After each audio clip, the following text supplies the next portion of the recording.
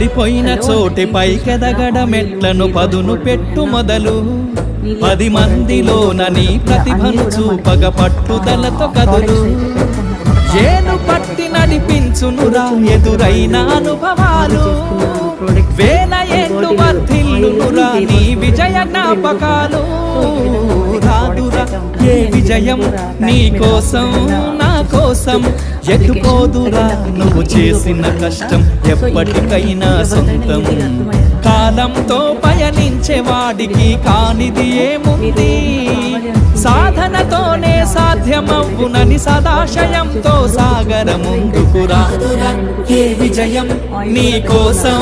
నా కోసం ఎటుపోదురా నువ్వు చేసిన కష్టం ఎప్పటికైనా సొంతం